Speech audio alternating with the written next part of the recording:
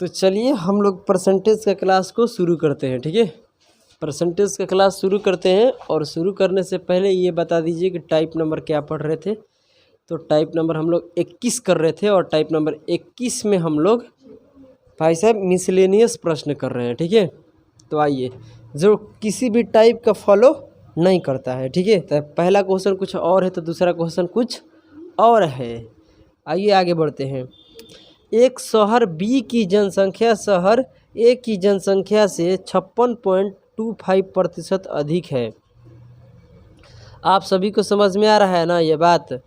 कहता है कि अगले 2 वर्ष में ए की जनसंख्या प्रति वर्ष 1% वृद्धि होती है और बी की जनसंख्या में प्रति वर्ष उतना ही क्या होती है, कमी होती है। यानी उतना ही प्रतिशत की कमी होती है। यानी 1% के यहाँ वृद्धि हुआ है तो 1% के क्या होगा, कमी होगा। कह रहे कि 2 वर्ष के बाद यदि ए और बी की जनसंख्या क्या है, बराबर हो जाती है तो x का मान ज्ञात करें। एकदम बिल्कुल प्रश्न है, पहले चीज़ों को समझते हैं। आप बताइए, क्या हम आप सभी को मल्टीप्लाइंग फैक्टर पढ़ाए हैं? तो कहिएगा कि हाँ सर पढ़ाए तो है, इसमें कोई दिक्कत की बात नहीं है। पहले तो इस बात को समझते हैं। किस बात को समझते हैं मेरे भाई? कि यहाँ पर समझते हैं कि 56.25% जो है ये कितने का फ्रैक्शन बनाता है। तो भाई साहब ये 9/16 का बनाता है। मैं जितना बोल रहे हैं उतना आप लोगों को करना है। बार बार ये सब हम करेंगे तो भाई दिक्कत होगा, क्योंकि ये शुरू से अभी तक यही सब हम कर रहे हैं परसेंटेज में। हाँ ना बोलो। 1/16 को जो भी आपका फ्रैक्शन आएगा, 1/16 का शायद आएगा करिएगा तो 6.25%। ठीक है, तो यहाँ से भाई साहब उसका 9 गुना कीजिएगा ना तो ये वाला आ जाएगा। तो जब ये इसका परसेंटेज मान 9 गुना रहेगा तो ये भी क्या रहेगा, 9 गुना। तो यहाँ से ऐसे हम निकाल लेते हैं, कोई दिक्कत की बात नहीं है।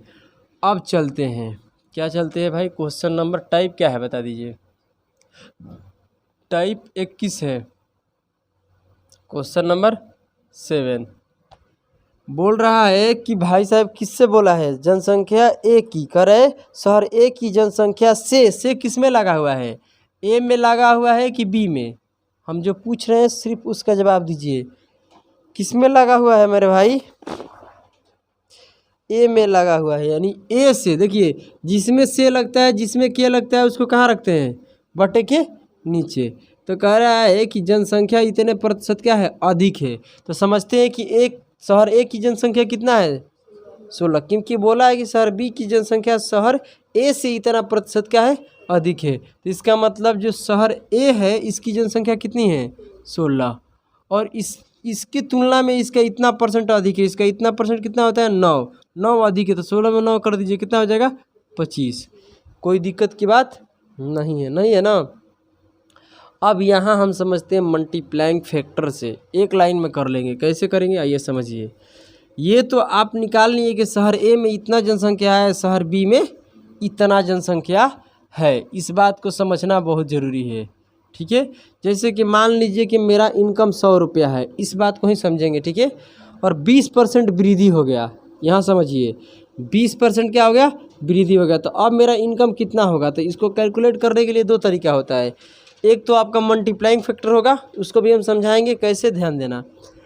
अगर ये 100 रुपया मेरा इनकम है तो 100 का 20% कितना होता है, 20 होता है। और 20 इसमें जोड़ेंगे तो क्या हो जाएगा, 120। यानी अब जो हम कमाएंगे कितना कमाएंगे, 120। मगर इसी बात को अगर मल्टीप्लाइंग फैक्टर से देखें तो हम ये भी कह सकते हैं कि भाई साहब 20% वृद्धि हो गया। यानी 100 का कितने परसेंट करना पड़ेगा, यानी 100% क्या है, 100 है ना, 100 यूनिट है, 20% वृद्धि हो गया। तो अपने आप में कोई चीज़ क्या होता है, 100%, उसमें 20% वृद्धि होकर कितना हो गया, 120 हो गया। जब इसको कटाइएगा तो आंसर क्या आएगा आपका, 120 आएगा। समझ रहे हैं ना। यानी 100 में डायरेक्ट जोड़कर, तो 100% को ये भी लिख लीजिएगा ना कि 100% को हम 1 भी बोल सकते हैं। 100% का फ्रैक्शन मान कितना होता है, 1 होता है। तो इस चीज़ को आप समझ लिए। तो आइए अब हम आपको समझाते हैं। शहर ए में बोला है, पढ़िए, शहर ए में क्या हो रहा है, x% की वृद्धि हो रहा है। अरे पहले जो बोल रहे हैं वही ना, 2 वर्षों के छोड़ो ना, अगले 2 वर्षों में शहर ए की जनसंख्या प्रति वर्ष का मतलब समझते हैं ना, यानी हर साल, ठीक है। तो x% की वृद्धि होती है, तो x% का फ्रैक्शन हम अपने तरफ से क्या मान लेते हैं, के मान लेते हैं। देखिए यहाँ 20% वृद्धि हो रहा था तो हम 100 में जोड़ रहे थे, 100% में। अब 20% का फ्रैक्शन अगर निकाल देंगे तो कितना होगा, 1/5। तो फ्रैक्शन को जोड़ेंगे तो 100% का फ्रैक्शन कितना होता है, 1। तो 1 में किसको जोड़ देंगे, 1/5 को जोड़ देंगे, नहीं समझे।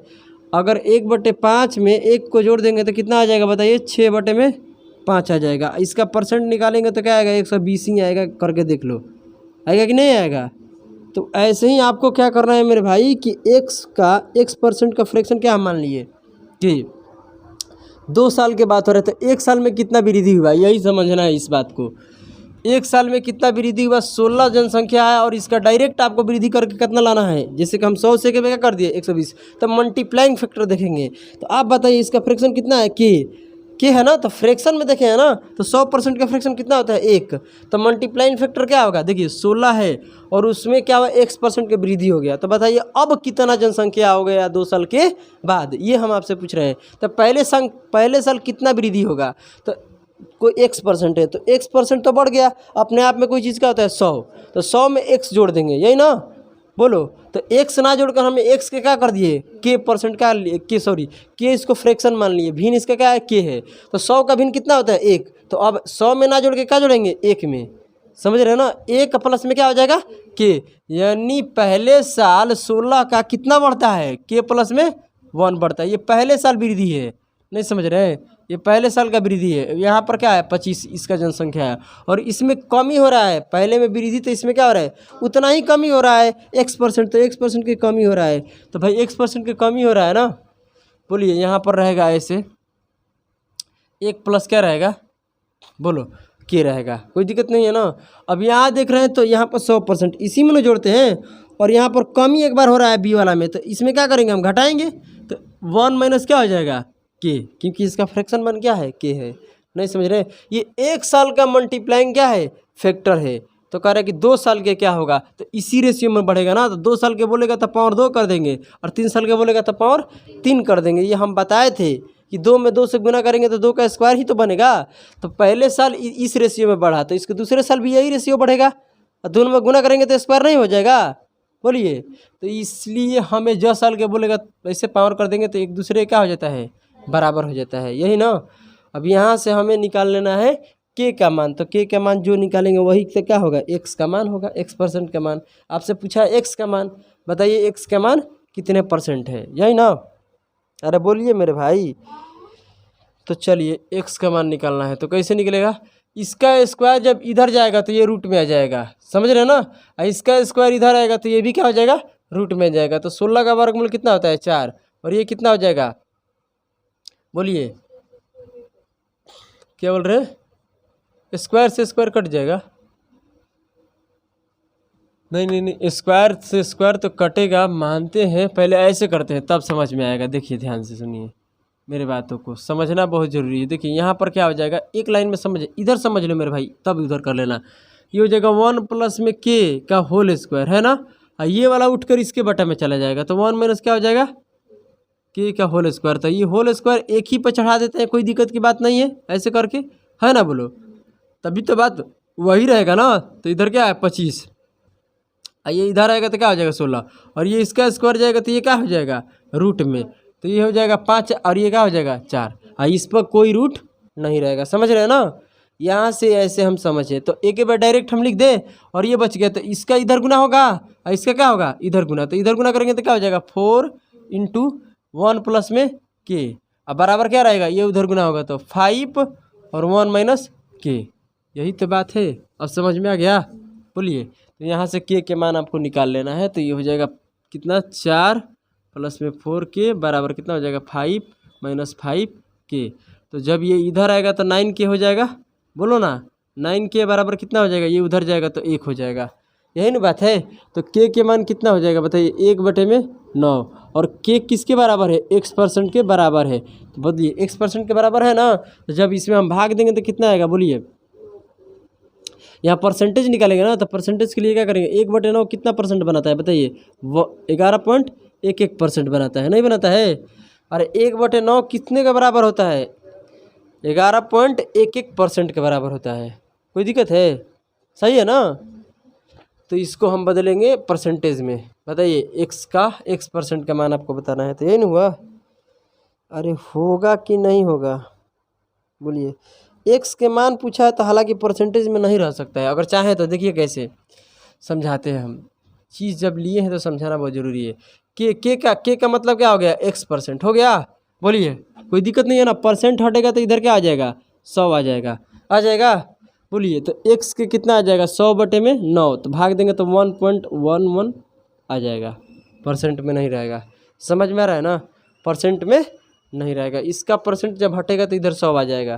कोई दिक्कत की बात नहीं है। और यहाँ 100/9 हो जाएगा, भाग देंगे तो 11.11% आएगा। सॉरी परसेंट नहीं रहेगा, 11.11 रहेगा। थोड़ा सा सवाल में क्या था, इसमें टॉप लेवल का था, तो हो गया ये भी। अब पढ़ते हैं क्वेश्चन नंबर, क्या क्वेश्चन नंबर पढ़िए आप लोग। इतना कुछ करने की आवश्यकता नहीं है मेरे भाई। दिखाई दे रहा है ना आप लोग को, बोलिए दिखाई दे रहा है ना। इतना मतलब कुछ करने की ज़रूरत नहीं है। अगर चाहें तो अपना कैलकुलेशन इधर ही कर सकते हैं। इधर गुना करने की क्या ज़रूरत है। आपको पता है कि ये 4 है, ये 5 हो जाएगा, ये इधर आएगा तो 1 बचेगा, इधर जाएगा तो 9 बचेगा। डायरेक्ट भी कर सकते थे। हम तो आपको समझाने के लिए कर दिए कि आप समझ सकें इसको, बात को, इस बात को आप लोग समझ सकते हैं। आइए, 140 प्रश्नों वाली एक परीक्षा में एक अभ्यर्थी ने पहले कितने अंकों को, बताइए कितने प्रश्नों को, 80 प्रश्नों में से 70% का सही उत्तर दिया, यही ना। परीक्षा में 60% अंक प्राप्त करने के लिए शेष प्रश्नों में से कितने प्रतिशत प्रश्नों के सही उत्तर देने होंगे। ये आपको बताना है कि कितने % प्रश्नों का सही उत्तर देना पड़ेगा। पहले बताइए 140, ध्यान देना, 140 क्या है आपके सामने, प्रश्न है। 140 प्रश्न है और इसका 80, इसका देखिए, इसका 80 प्रश्न क्या करता है, वो सोल्व करता है। बोलिए हाँ है ना। 80 प्रश्न सोल्व किया तो और प्रश्न बच गया कितना, 60 प्रश्न बच गया। और इसका 70% वो क्या करता है, सही कर देता है। तो सही कितना करता है, बोलिए 70%। आप मेरे बातों को समझने की कोशिश करना। 70% सही करता है तो कितना, 56 सही कर दिया, यही ना। कितने सही कर दिया, 56 सही कर दिया। अब आगे बढ़ते हैं, सवाल को क्या कहता है कि शेष प्रश्नों में से, यानी 60% की बात कर रहा है, यही ना।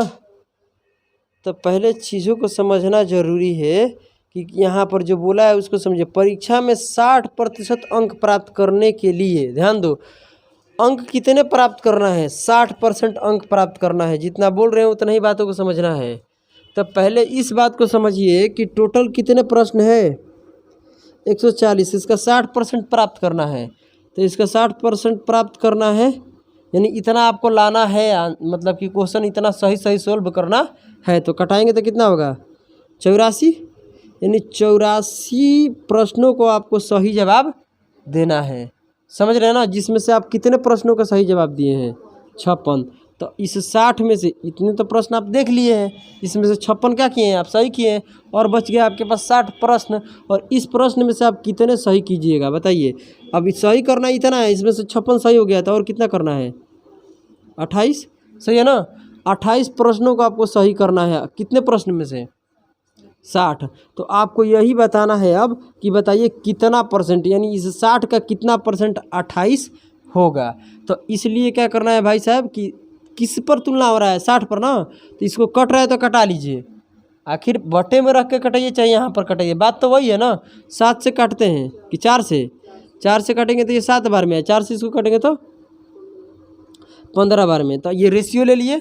टोटल प्रश्न कितना बनेगा यहाँ पर, 15। 15 में से कितने को सही करना है, 7 प्रश्न को सही करना है। और कितने परसेंट सही करना है, तो परसेंट सही करना है तो यहाँ पर 100% हो जाएगा, है ना बोलो। या फ्रैक्शन से भी आप कर सकते हैं, यहाँ पर इतने से गुना कराइएगा जो भी आएगा। या एक लाइन ऐसे भी कर सकते हैं कि 1/15 कितने के बराबर होता है, कोई जवाब दो। 6.2/3%, सही है ना। अरे 6.2/3% होता है कि नहीं होता है। और भाई साहब इसका कितने निकालना है, 15/7। तो इसका 15 गुना करो, ये हो जाएगा 42, और ये हो जाएगा 14 क्या, हाँ इसका 7 गुना होगा, यहाँ 7 नहीं है। तो इसका 7 गुना है, तो ये 7 गुना होगा तो ये कितना हो जाएगा 42, और ये 14 होगा, तो 14 में भाग देंगे ना, 4 12, तो इसमें से 2 निकल जाएगा, तो कितना हो जाएगा, हाँ 4 निकलेगा, 4 इसमें से, हाँ सॉरी 4 बार में चला जाएगा, तो 4 और 42 कितना होगा 46.2/3%। समझ में आ रहा है ना, यानी कितना परसेंट सही करना होगा, 46.2/3%। कितने क्वेश्चन का, यानी 60 का, यानी 60% का, 60 क्वेश्चन का इतना परसेंट सही करेंगे तब जाकर 28 आएगा। समझ रहे हैं ना, कोई दिक्कत की बात नहीं है, बोलिए है, अरे भाई बता दो, नहीं है तो चलिए हम लोग क्वेश्चन नंबर क्या करते हैं 9, पढ़िए क्वेश्चन नंबर 9। कह रहा है कि फलों के एक टोकरी में प्रत्येक 25 फलों में से एक फल खराब है। कितने फल है, 25 फल है, उसमें से एक फल क्या है, खराब है, और खराब हो चुके फलों का 60% क्या हुआ, बिक्री हुआ। बिक्री का मतलब क्या होता है, बेचा गया, यही ना। आगे बढ़ते हैं, तो यदि विक्रेता ने कितने 48 खराब फलों का बिक्री किया, मैंने खराब फल कितने बेच दिया, 48 को, 48 फल क्या कर दिया, खराब फलों को बेच दिया। तो कह रहे टोकरी में फलों की संख्या ज्ञात कीजिए। बिल्कुल आसान प्रश्न है, एक लाइन में चला आएगा आंसर निकल कर, ठीक है। और तुम्हारे जैसे लड़के तो भाई ऐसे चुटकी में निकाल देगा। आओ ध्यान देते हैं, टोटल फल कितना है 25, इसमें से एक फल क्या है, खराब है, और खराब फल का कितने, खराब फल का 60% वो बेच देता है। खराब फल का 60% बेच दे देनी, एक का 60% कितना आएगा 0.6 आएगा, निकाल लेना। एक का 60% कितना होता है 0.6, और इतने फल क्या कर दिया, वो बेच दिया। समझ रहे हैं क्या बोले, देखिए 25 फल है, उसमें से एक फल क्या है, खराब है, और खराब फलों का क्या करता है वो 60% बिक्री कर दिया। मतलब इस खराब फल का 60% बिक्री किया, तो कितने बिक्री किया 0.6, और सवाल कर रहे हैं कि इतना नहीं बिक्री किया है, कितने किया है बताइए, 48 बिक्री किया है। बोलिए ना, सवाल यही है ना। तो यहाँ से जब कटाएंगे तो 1 0 इधर बढ़ जाएगा, इससे कटाएंगे तो कितना आएगा, 1 यूनिट का मान 80 आएगा, नहीं आएगा। तो जब 1 यूनिट का मान 80 है, तो कह रहे हैं कि बताइए टोकरी में कितने फल है, तो टोकरी में है कितना फल 25, तो 25 में करा दीजिए गुना, तो 2000 आ जाएगा। क्या आ जाएगा, टोकरी में आम कितने थे, फल सॉरी आम हो चाहे कुछ भी हो, ठीक है, फल कितने थे टोकरी में 2000, खत्म। Question number 10। एक दुकानदार के पास निश्चित संख्या में सेब है, सेब कितने, निश्चित संख्या, पता नहीं कितने सेब है ना, बोलो, जिसमें से 10% सेब सड़ा हुआ पाया गया, मतलब कि 10% सेब सड़ गया है, इसमें कोई दिक्कत की बात नहीं है। वह अच्छे सेबों में से 85% सेब को बेचता है, और अभी भी उसके पास 405 अच्छे सेब बच जाते हैं। प्रारंभिक में उसके पास कितने सेब थे, यही तो पूछ रहा है। इसको रेशियो मेथड से कर लीजिए, बिल्कुल आसान तरीके से हो जाएगा, ठीक है। जैसे कि मान लीजिए 10% सेब क्या हो गया, सड़ गया, तो यहाँ पर जो 405 है वो क्या है, बचे हुए सेब है। उसके पास जो अच्छे सेब है कितना बच गया है 405, तो अच्छे सेब बचा हुआ निकालना है 10%। देखिए 10% का फ्रैक्शन होता है कितना, 1/10, यानी टोटल सेब है कितना 10, इसका 10% सड़ गया, मतलब कितना सड़ गया 1, यानी 10 सेबों में से 1 सड़ कर अब कितना बच गया है। और ये क्या है, बोलिए अच्छा सेब है, ये सड़ा हुआ सेब नहीं है। 85% सेब को बेच दिया, तो कितने बेचता है ध्यान देना, तो इसको 17 बटा में कितना होता है 20 होता है, यानी 20 फलों में से इसका 85 बेच दिया, कितना बेच दिया 17 बेच दिया, यानी 20 में से 17 बेच दिया, तो बचा उसके पास कितना 3 बचा। इसमें कोई दिक्कत की बात है तो बताइए मुझे, नहीं है ना। तो यहाँ से अगर करते हैं भाई तो क्या होता है, इसमें गुना करें तो कितना मिलेगा बताइए 2000 मिलेगा, और सॉरी 200 मिलेगा, गुना करेंगे तो यहाँ पर कितना हो जाएगा 27 यूनिट। और ये आपका इनिशियल क्या है, सेब है, और ये सेब कैसा है, सेविंग, बचा हुआ सेब, समझ रहे हैं ना।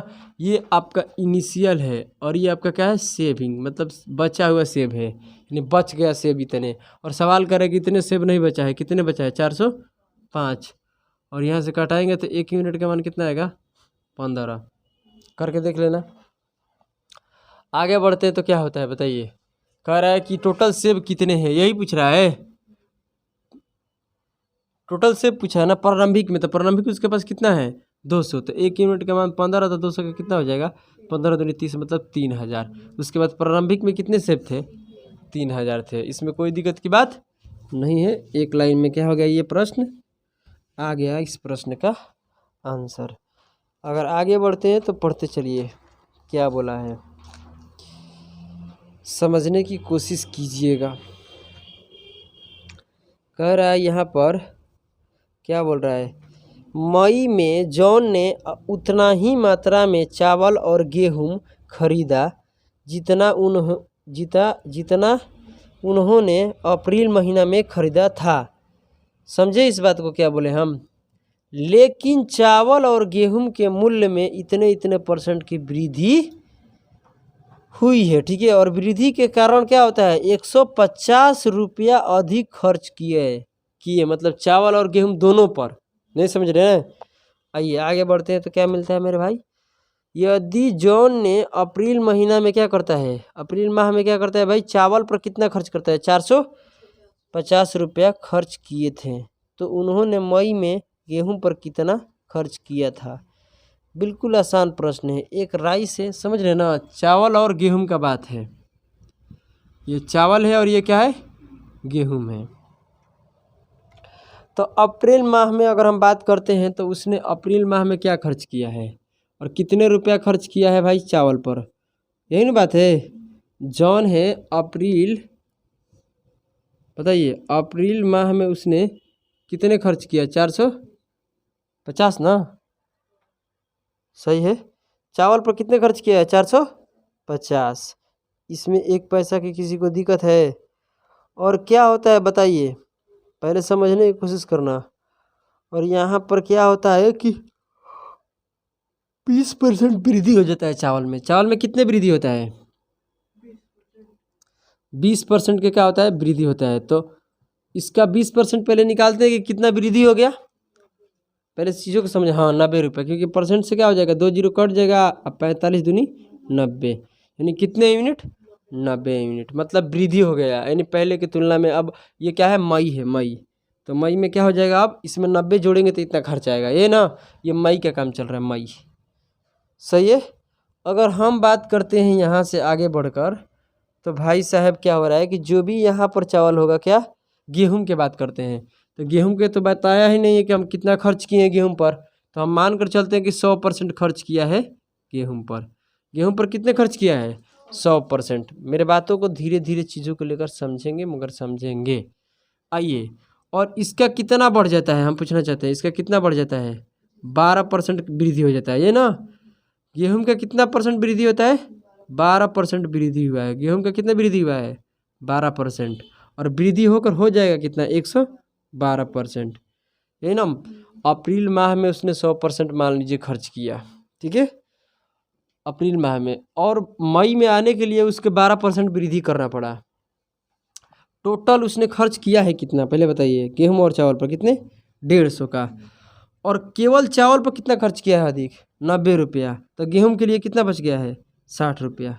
नहीं समझे, गेहूं के लिए उसके पास कितना बच गया 60 रुपया। इसमें कोई दिक्कत की बात नहीं है। सवाल एक बार और अच्छे से पढ़ लीजिएगा। तो आप बताइए कि इस जो भी यहाँ पर जितना भी पैसा खर्च कर रहा होगा उसमें कितना वृद्धि किया है गेहूं पर 60 रुपया, जैसे कि इसमें ये 90 रुपया ज़्यादा खर्च किया है, तो इसमें कितना किया है 60 रुपये गेहूं पर ज़्यादा खर्च किया है। मगर परसेंटेज में देख रहे हैं तो कितना ज़्यादा किया है 12%। पैसा में देख रहे हैं तो 60, यानी 12% का मान ही क्या है 60 है। तो कटाएंगे तो 1% का मान कितना हो जाएगा 5 हो जाएगा। आपसे क्या पूछा है कि बताइए मई महीना में उसने टोटल खर्च कितना किया, तो मई में कौन है 112, तो 5% का मान इतना है, तो इसका मान निकाल लेते हैं। तो ये कितना हो जाएगा 500 और 560 हो जाएगा। एक लाइन में देखना कैसे गुना किए हम, कैसे किए, पहले तो 100 में गुना किए तो 500 और 12 5 60, मतलब कहानी ख़त्म। इसका मतलब यहाँ से ये समझ में आता है कि मई में उसने गेहूं पर कितना खर्च किया है 560 रुपया किए है। सवाल यही हमसे पूछ रहा है कि बताइए मई में उसने गेहूं पर कितना खर्च किया, तो कितना खर्च किया है 560। बताइए कोई दिक्कत है, एक पैसा का भी किसी को दिक्कत है तो बताइए मुझे। नहीं है ना। आइए थोड़ा सवाल को अच्छे से पढ़ते हैं, क्या बोल रहा है। प्रत्येक महीने एक आदमी 25 केजी चावल और 9 केजी गेहूं की खपत करता है। चावल की कीमत गेहूं के कीमत की तुलना में क्या है, 20% है, यानी 20% अधिक ही होगा। समझ रहे हैं ना, तुलना की बात कर रहा है तो ये बात आप समझे। नहीं, अधिक अधिक नहीं लिखा है, सही बात है, अधिक अधिक नहीं लिखा है, तो ये सब नहीं लिखना है, ठीक है। और वह चावल और गेहूं पर प्रति माह 350 रुपया खर्च करता है। चावल पर भी उतना ही खर्च करता है, गेहूं पर भी उतना ही खर्च करता है। आगे बढ़ते तो कहता है यदि गेहूं की कीमत 20% बढ़ जाती है, गेहूं की कीमत कितना बढ़ जाती है, 20% गेहूं का कीमत क्या हो गया, बढ़ गया। मेरे बात को समझने की कोशिश करना।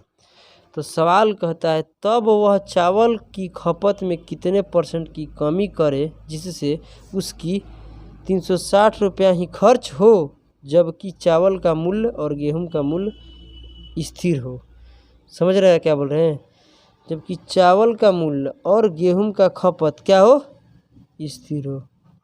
यहाँ पर क्या है, यहाँ एक चावल है और एक क्या, यहाँ पर गेहूं है। और सवाल ये कह रहा है किसकी कीमत, पहले कीमत तो निकालते हैं, चावल कितने रुपए का मिल रहा है, तब पढ़ते हैं एक लाइन। तो चावल की कीमत गेहूं की कीमत की 20% है, गेहूं की कीमत के क्या है, 20% है। गेहूं के कीमत, गेहूं के किस में लगा है, गेहूं वाले में लगा है, समझ रहे हैं। तो इसका 1/, कितना होता है, 5। तो गेहूं के कहाँ चला जाएगा, बटे में, बोलिए। तो गेहूं का जो प्राइस है कितना है, 5। इस 5 का 20% ये है, तो इस 5 का 20% क्या होता है, 1। तो 1 कितना है, इसका है। ऐसे मान कर चलते हैं कि 1 केजी के लिए इसे 5 यूनिट पैसा क्या हो रहा है, चुकाना पड़ रहा है, और इसको कितना, 1 यूनिट। समझ रहे हैं ना। और गेहूं कितने गेहूं कितने हम लोग खरीदते हैं, बोलिए, 9। 1 केजी के लिए हम 5 रुपया दे रहे हैं, तो 9 केजी के लिए इतना पैसा देंगे, समझ रहे हैं।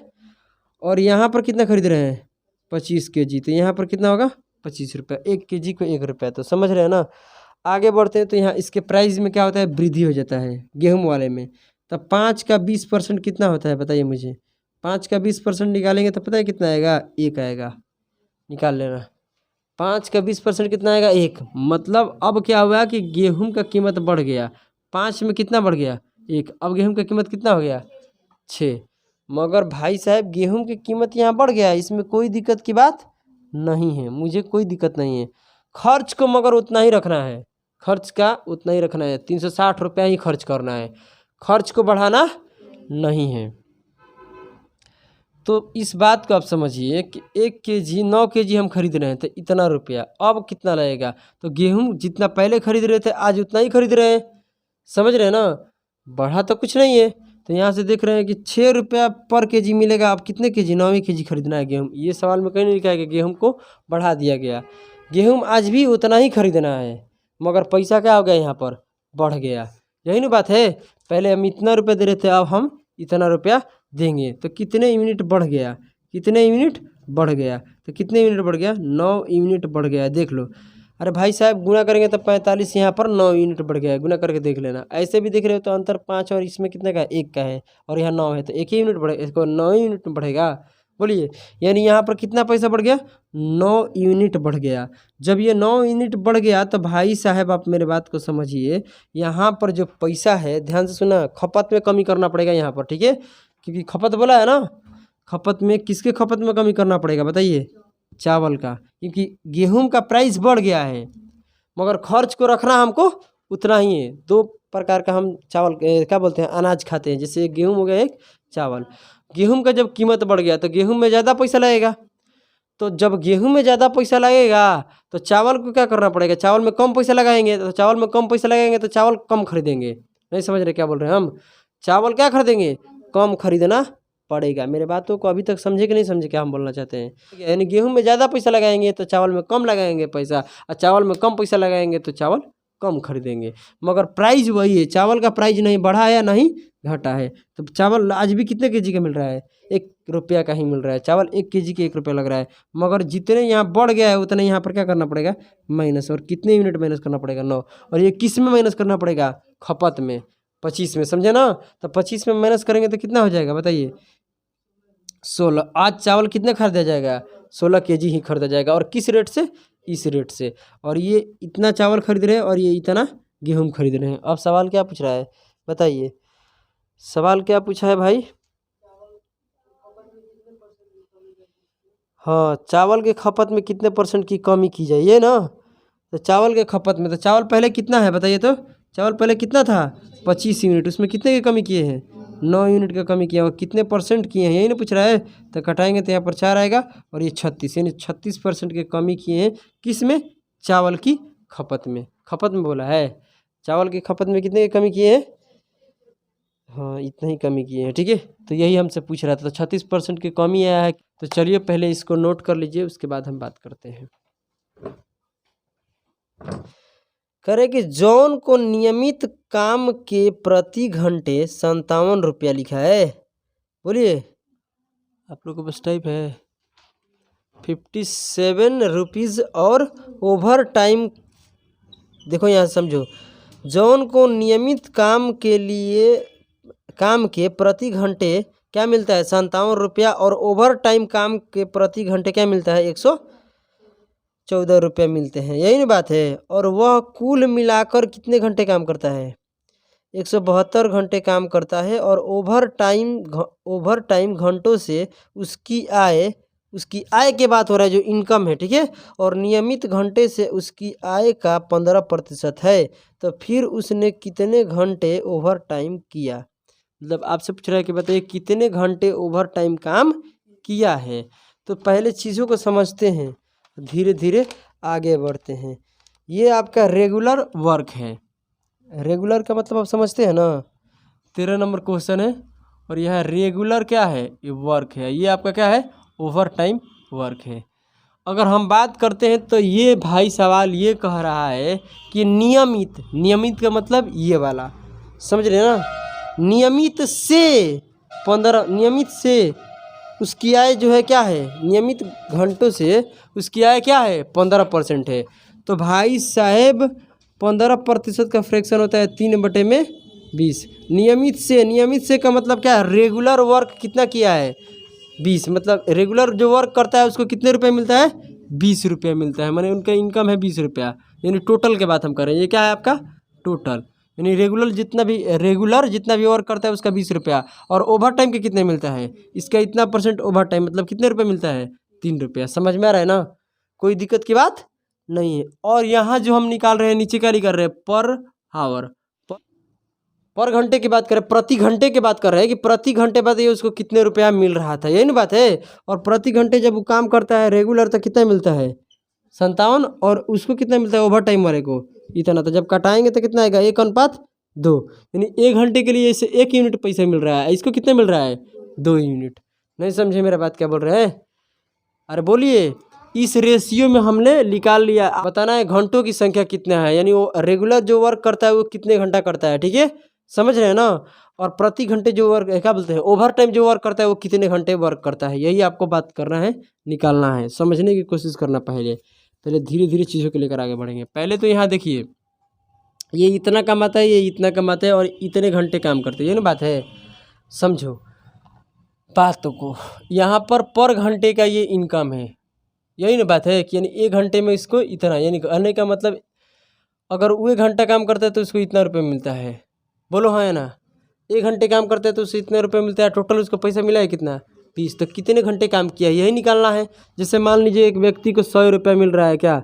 पूरे कंपनी का। और 1 घंटे के लिए उसको कितना मिलता है? 2 रुपये मिल रहा है। तो कितने घंटे काम किया है? 50 घंटे। नहीं समझे मेरी बात? यानी उसको टोटल पैसा कितना मिला? 100। और वो 1 घंटे काम करता है तो उसको कितना मिलता है? 2। तो कितने घंटे काम किया? तो घंटों की संख्या बताना है कि यानी वो रेगुलर वर्क किया तो कितने घंटे किया और ओवर टाइम कितने घंटे किया। तो भाई रेशियो को जब सीधे सीधे भाग देते हैं तो क्रॉस मल्टीप्लिकेशन करते हैं, आपको पता है ना? जब रेशियो को भाग देते हैं तो क्या करते हैं? क्रॉस तो ये जो आपको निकल रहा है नंबर ऑफ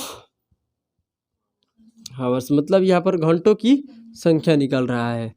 तो करेंगे गुना तो ये कितना हो जाएगा 40 अनुपात कितना हो जाएगा 3, और दोनों के जोड़ेंगे तो कितना हो जाएगा बोलिए 43 यूनिट ये इन लोगों ने वर्क किया। और सवाल में बोला कि कितने घंटे काम किया है, ये घंटों की संख्या आ गया। रेगुलर कितने घंटे काम किया है 40 घंटे, और ओवर टाइम कितने किया है 3 घंटे काम किया है ना बोलो। अब यहाँ से बात ये निकल कर आती है कि दोनों को जोड़ेंगे तो ओवर टाइम और क्या बोलते हैं रेगुलर को जोड़ेंगे तो कितना आएगा 43 यूनिट। 43 यूनिट घंटे काम किए हैं, जबकि सवाल में बोला है कि 172 घंटे काम उसने किया। और कितने बार में 4 बार में 1 यूनिट का मान कितना आ जाएगा 4। तो आपसे पूछा है कि बताइए ओवर टाइम कितने घंटे काम किया, तो कितने घंटे ओवर टाइम किया 12 घंटे ओवर टाइम काम किया। ख़त्म बात, समझे। यहाँ तक किसी को कोई दिक्कत है। क्वेश्चन नंबर क्या पढ़ते हैं 14, क्वेश्चन नंबर 14 देखते हैं। कह रहा है सवाल यहाँ से कि एक गांव में आबादी का 5/9 हिस्सा पुरुष है, ठीक है। तो महिला और पुरुष का यहाँ पर निकालते हैं, मेल और क्या है फीमेल। एक गांव है, उस आबादी का 5/9 भाग पुरुष है। इसका मतलब समझिए कि 5/9 यानी टोटल गांव में कितने लोग हैं 9, उसमें से पुरुष कितने हैं 5, तो महिला कितना हो गई 4, सीधी सीधी बात है। अब आगे बढ़ते हैं, एक लाइन में जवाब आ जाएगा। कह रहा है कि यदि 30% पुरुष विवाहित है, यानी यहाँ पर 30% क्या है पुरुष विवाहित है, तो इस 15 का 30% निकालेंगे तो 1 पॉइंट कितना आएगा बोलो 5 आएगा। यानी जितने यहाँ पर ये समझिए जितने पुरुष विवाहित होंगे उतना ही महिला भी विवाहित होगी। नहीं समझे, ऐसा तो नहीं है कि एक पुरुष 4 लड़कियों से शादी करेगा, एक ही से करेगा ना। अरे हरामी चुप तो रहो, हो सकता है सुनो, कहने का मेरा मतलब ये है कि अगर एक्चुअल देखा जाए, अरे आपके नज़र से नहीं सवाल के नज़र से, ठीक है, कि यहाँ पर एक लड़का एक लड़की से शादी कर रहा है, यही ना बात है। यानी यहाँ पर जितने पुरुष विवाहित होंगे उतना ही क्या होंगे महिला भी विवाहित होगी। मगर सवाल में विवाहित का नहीं पूछा है।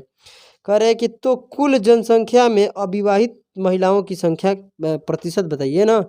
कुल जनसंख्या में अविवाहित महिलाओं का प्रतिशत है, मतलब कितना है, CDS में पूछा गया है और 2017 में ये सवाल। तो एक लाइन में बन जाएगा अविवाहित महिला का बोला है। और बताइए यहाँ पर महिला है कितना, महिला जो है कितना है 4, और इसमें से इतने लोग विवाहित है। मेरे बात को समझिए, 4 में से कितने, जितने पुरुष विवाहित होंगे उतना ही क्या होगी महिला भी विवाहित होगी। यानी महिला भी क्या है फीमेल भी क्या है उतना ही विवाहित है। तो कितने विवाहित नहीं है, ये 1.4 हटा दो, कितना 2.4, यानी 4 नहीं 5, 1.5 हटाएंगे तो 2 क्या बचेगा 5, यानी इसमें से 1.5 माइनस करेंगे। क्यों, क्योंकि देखिए जितना पुरुष विवाहित है उतना ही क्या होगी महिला भी विवाहित होगी। तो इतने 4 में से इतने विवाहित हटा देंगे तो ये जो बचेगा क्या बचेगा अविवाहित बचेगा। इसमें कोई दिक्कत है। और पूछा है कुल जनसंख्या, तो कुल जनसंख्या है कितना बोलिए, दोनों के जोड़ेंगे कितना है 9। इसमें महिला की संख्या पूछा है कि महिला ऐसी कितने फीमेल्स है, यानी ऐसे कितने फीमेल है जो विवाहित अविवाहित है, जो विवाहित नहीं है। इसका मतलब अविवाहितों की संख्या कितना है बोलिए इतना। और कितने परसेंट है, तो परसेंट के लिए 100% से गुना कराएंगे, 1 से क्या हो जाएगा 0 कट जाएगा। और ये 250 बटे कितना आएगा 9, और 250 बटे 9 को अगर तोड़ेंगे तो ऑप्शन आपका आ जाएगा। अगर देखा जाए तो ये ऑप्शन आपका चला जाएगा क्या भाई, ऑप्शन आपका ए पड़ जाएगा, नहीं ऑप्शन नंबर बी होगा। क्या होगा ऑप्शन नंबर बी, कितना हो जाएगा 27.7/9%। आप तोड़ लीजिएगा, यही आपको आंसर मिल जाएगा। यानी इतने परसेंट महिला जो है क्या है अविवाहित है पूरे जनसंख्या में, यानी इन लोग को शादी नहीं हुआ है, ये लोग कुंवारी है, समझे ना, ये इन लोगों को शादी नहीं हुआ है। तो चलिए ये टाइप नंबर 21 का हम लोग क्वेश्चन नंबर क्या हुआ, टाइप नंबर 21 का हम लोग क्वेश्चन नंबर कर लिए 14। तो क्लास को यहीं पर समाप्त करते हैं, ठीक है। अगली क्लास में क्वेश्चन नंबर 15 से करेंगे। तब तक के लिए आप सभी को जय हिंद जय भारत।